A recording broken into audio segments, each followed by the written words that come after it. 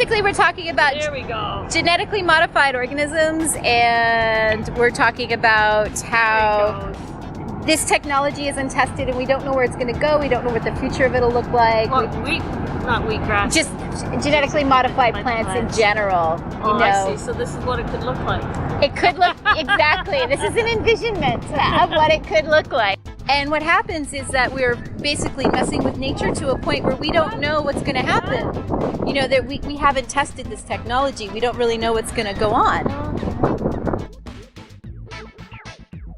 So, and when does it stop? When do we stop, you know, modifying things?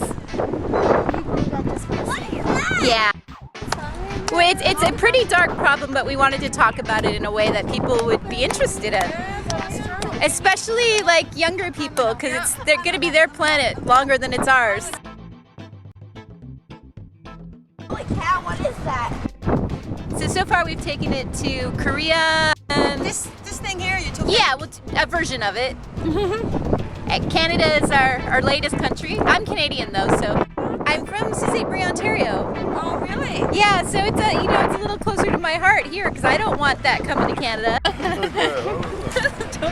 It's a project about genetically modified organisms. I'm an artist, and it's basically we just want to bring attention to me and my partner.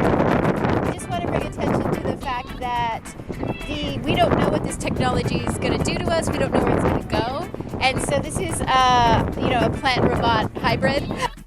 It's about genetically modified organisms. It's really big in America, where they take a seed and modify it scientifically or genetically, and we don't know what that's going to do to the planet, and we don't know where it's going to go, and so a lot of it's drifting into Canada, into major places, and yeah, there's nothing anybody can do because it's pollen, right? And so it just drifts. So is this one more? No, this is just talking about what could happen, you know, like, because obviously it's a robot.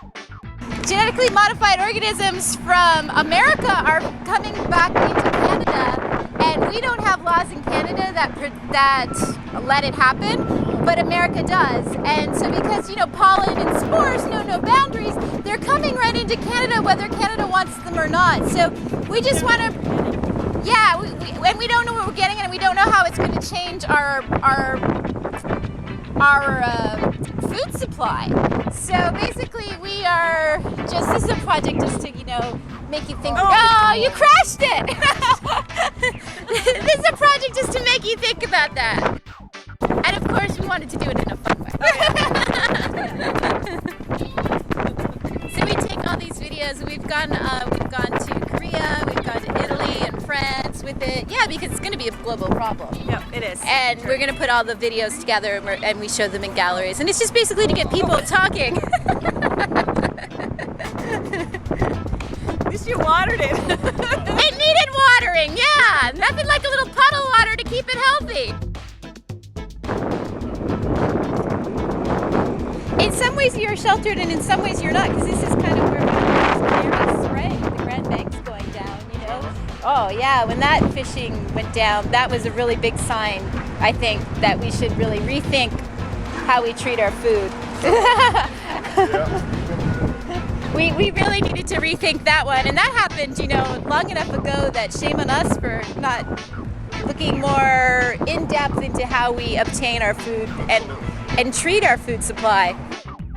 So I wanted to talk too about the fact that, you know, here in Canada we don't have this technology, we don't want it, we basically said no to it, but because of drift and pollen coming through, it's coming into Canada whether we want it or not, which isn't a good thing. No. No. But how do you stop it? Well, exactly. I think, you know, it's up to America to maybe reassess. Yeah. If there's money involved, good luck with that, right? I should be such a cynic. But no, but it's true. It's true. I mean, it's big business. Agriculture is big business. And I mean, the reason they're doing it is because they say that they want to feed more people with less money and all of that. And I don't know. Is this the way to go? yeah, I can understand that too. But on the other hand, what are they feeding them? If you, we have a website. It's Monsantra.com because we're calling it Monsantra, just like monster or mantra. M-O-N-S-U-N-T-R-A. Okay. And Monsanto Corporation is a corporation that has been genetically modifying the seeds. Oh, okay. So it's called Monsantra. It's like a B movie monster, Okay, yeah. but a play on Monsanto, which is the company that's really doing it, and they just are causing so much havoc in our Yeah. food supply because they're basically patenting the genes, and then nobody else can buy them, and you can't plant other seed. And if they have, what happened is a farmer in Canada got sued because some of the pollen drifted over into his field, and then genetically modified his crops, and then he got sued because they have a patent on it. And the farmer lost in Canada.